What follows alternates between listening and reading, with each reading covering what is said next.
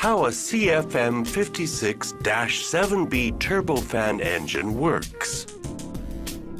To make an aircraft move forwards, we need a pushing force or thrust, which we create by making the air accelerate between the front and the back of the engine.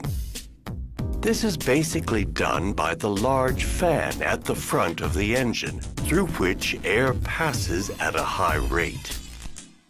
These are the various components of the CFM56-7B. The fan, which is a large diameter propeller.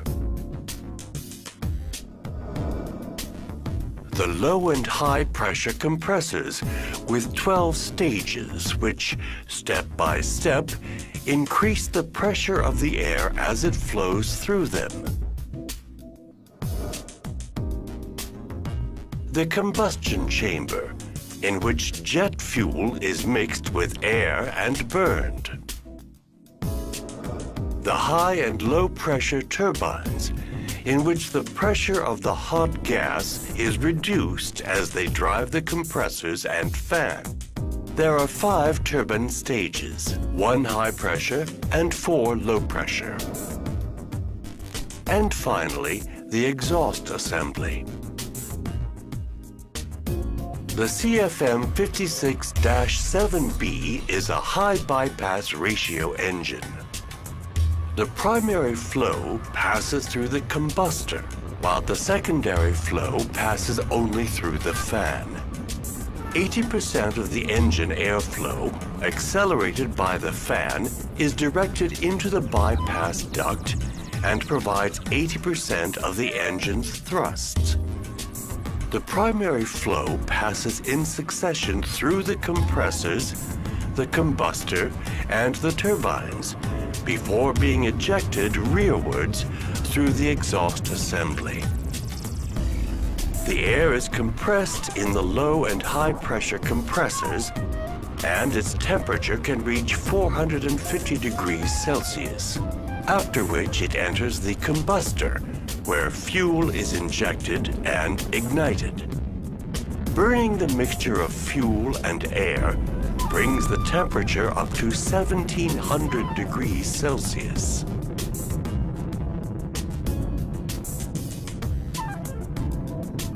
Finally, the accumulated energy is extracted in the 5 turbine stages immediately after the combustion section. The pressure of the air drops as it passes through the turbines and makes them spin.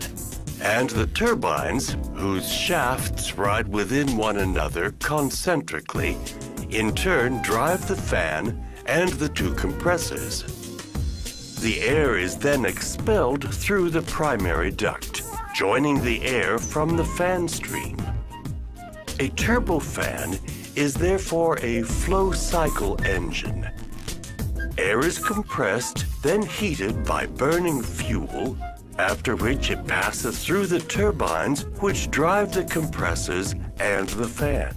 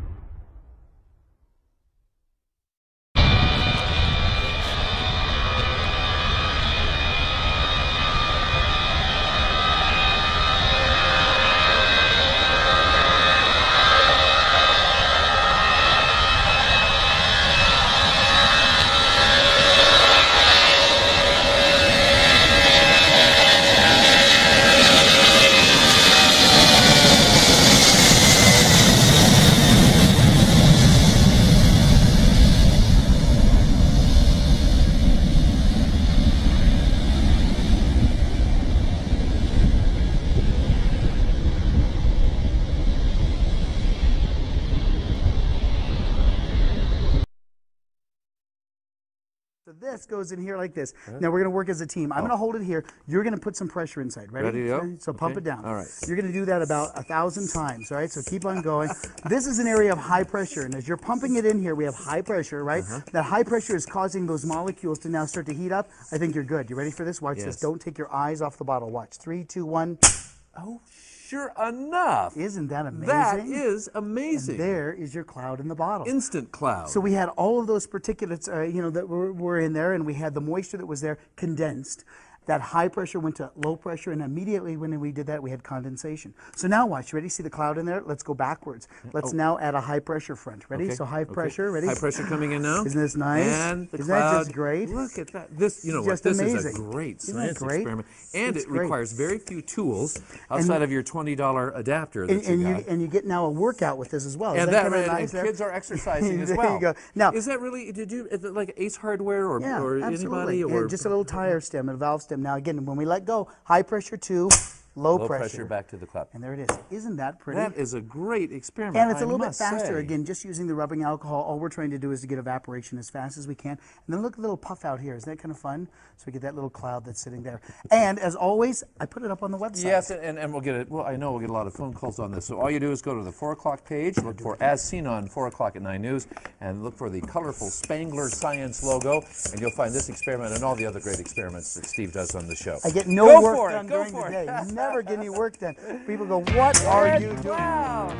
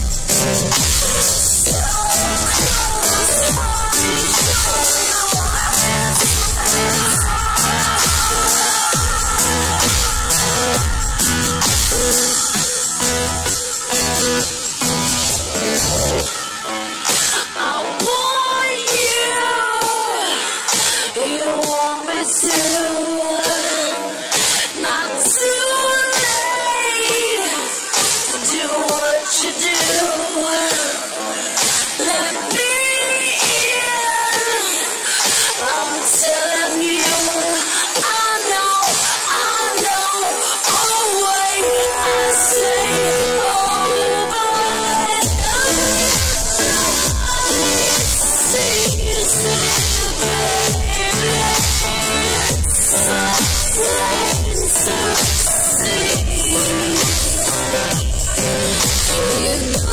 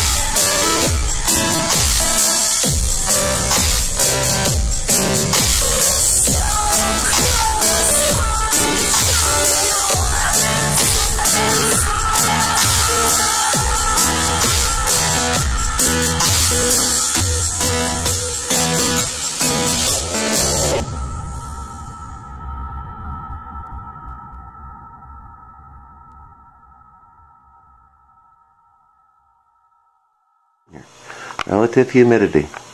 Let's go look at the proper altitude. Here's your altitude in meters, so 32 to 34,000 feet. We're looking right in there.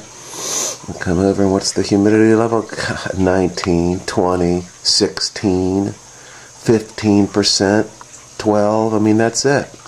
Okay? It's got to be 55 to 65%. I mean, 55 to 60% or higher. Persistent contrails cannot form under that. Right? They can't form at 45%. They can't form at 40%. There might be some ice crystallization, that would be visible, but, when you get down here at this level, there basically shouldn't be any contrails at all. Just real short dissipating ones. But what did we see? Perpetual contrails.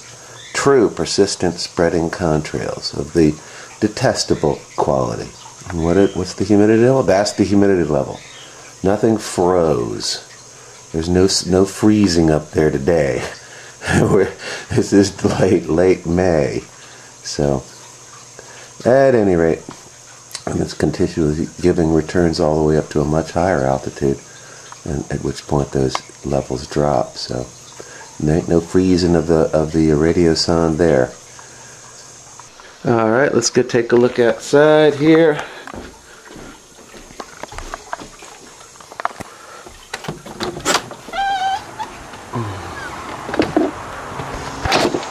Yeah, see it? Right? That's your jet trail. It is spreading. It is completely persistent, which is the understatement word for perpetual. And what did we find the humidity levels to be? A third of what they must be for a genuine, naturally occurring, persistent contrail. We can be sure about that, you know. Alrighty then. I do. We don't measure it that way anymore. But all right. Well, as I said in telecast, we would have white slime coming, and we have white slime, and best of all, chemtrails, a pair of trailers. Not a lot, but enough. Okay, onward. Also notice the frozen and lucite effect in the sky. See this clouds? There's virtually no movement in them. It's like a still photograph. Okay, here's them pretty clear, but the good news is they're coming out, boy. They are coming out. Maybe we can go plane finder that guy.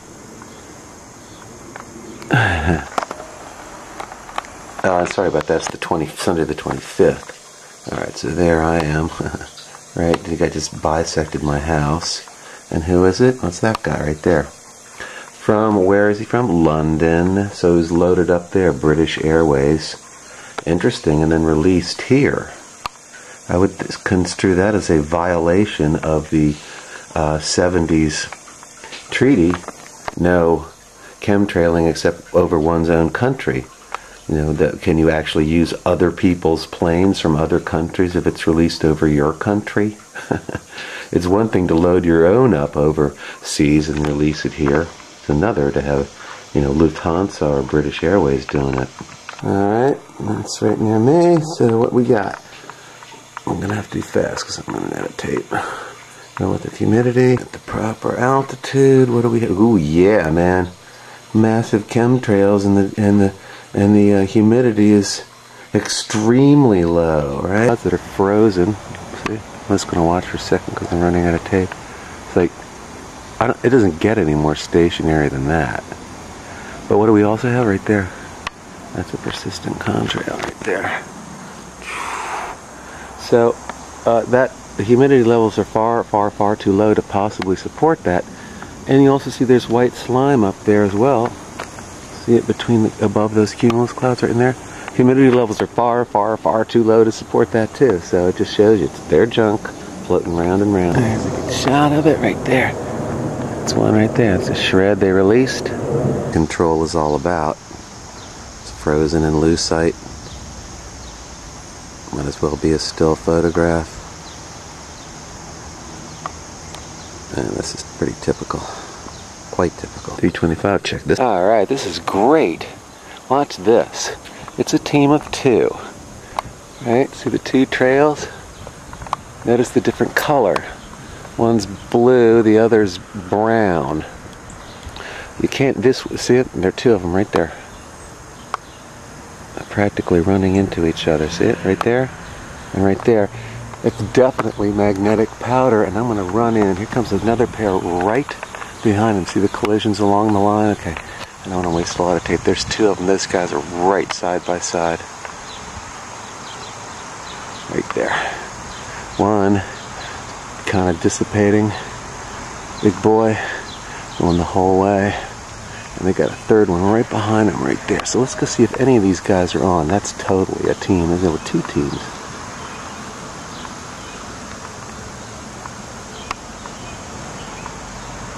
Two different types of trails. See, one left is the magnetic on the right side, that pair, and then the one right next to it, the different coloration, that's your cloud making material. So let's go check again. Check it. See the different coloration? Like right next to each other. That's brownish and that's white. And then you can tell, you can actually see the shadow of the jet on the white slime. So it shows you they're right exactly there. Alright, that's a pretty good catch. Still not dissipating the other one. Right? How come one, you know what I mean? How can two of them stay forever and the other two just go right away? Huh? right, all together. Just ran right inside. There we are. Hallelujah. There we go. Rome, Charlotte. There it is, U.S. Airways. This one. We don't have the pair, just one. Here's another one that might be one of them. From New York to Charlotte. It's right over me, so that's one of them. But their partners are not present.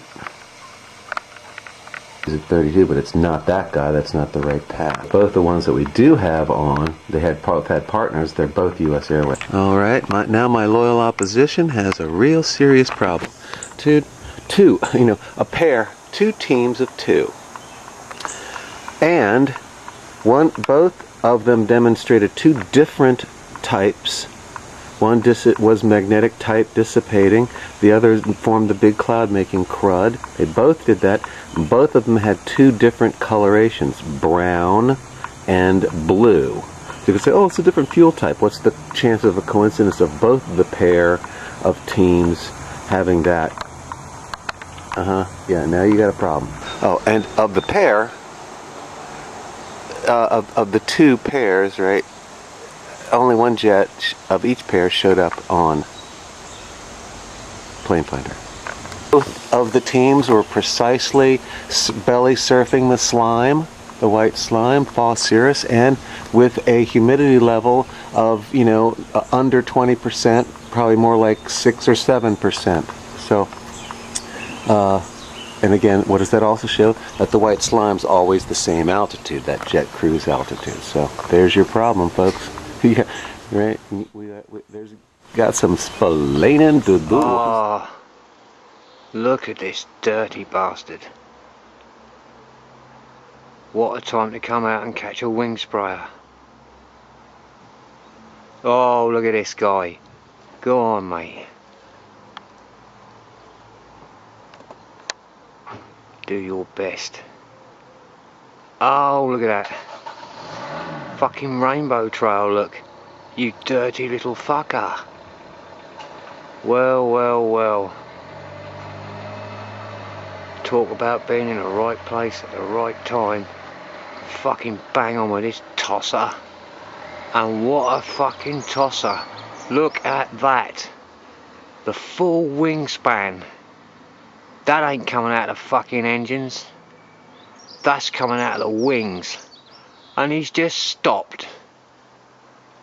What the fuck is going on? Look at this geezer. I hope this is fucking focused.